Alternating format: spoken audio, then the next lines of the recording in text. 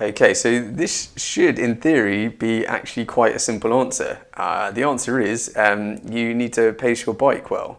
For the vast majority of occasions where people have a bad run, it's because they haven't paced the bike properly. They've gone too hard, spent too much time at or around their aerobic threshold, and they've just cooked themselves a little bit, and so they don't have the legs on the run. They haven't suddenly become bad runners overnight. They just not set themselves up properly to have a good run. So simple answer is to pace yourself on the bike. In reality, it's a hard thing to do. So one of the things that we recommend, one of the investments that we recommend athletes make, and I totally understand that this is a relatively expensive investment on top of already expensive sport. But investing in a power meter, I would say, is probably one of the top 3 investments you can make, much more than investing in aero wheels or skin suits or fancy bikes or whatever, because ultimately those things they could make a difference to how quick you are, but if you've not paced the bike properly, then it's kind of all for nothing because you just fall apart on the run.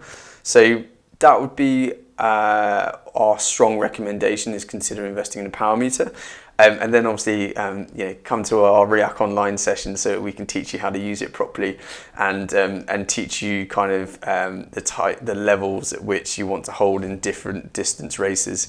I'm not going to give all the goodies away, so the short answer is pacing your bike. Hitting a power that you can sustain and is underneath your threshold and is going to set you up for a good run. Honestly, it is probably one of those things that you do it once and you will be sold.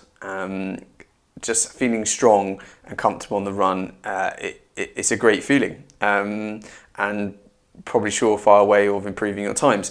There are a couple of little practical things you can do as well. So the first thing is, in the final kilometer of the bike, shifting into an easier gear, spinning up your legs a little bit, just recovering a touch so that your legs aren't flooded with lactate before you get out on the run, because that's, if you're having to recover a lot on the run just to get the bike out your legs, then obviously that's going to hinder your time and when you're really wanting to push on. And then just kind of following on for that, the second thing is pacing the first kilometer or so, depending on the distance that you're racing, pacing that really conservatively, because you are going to save much more time by finishing strong than going out really hard and trying to hold, and inevitably sort of the lights go out and you start to ship a load of time. It's a hard one to quantify unless you were to do the same race twice and try both strategies, which would be quite a fun experiment. But unless it's hard to quantify the difference. But I think one way of thinking about it is it's about mitigating time loss, and ultimately there's going to be a less significant time loss than by building into the race than if you're kind of trying to hit and hold. Hopefully that makes some sort of sense, and there's a couple of pearls of wisdom in there. But long story short, if you can, invest in the power meter and then try and pace that bike in a disciplined way, and I promise you'll have a good run and you'll be sold.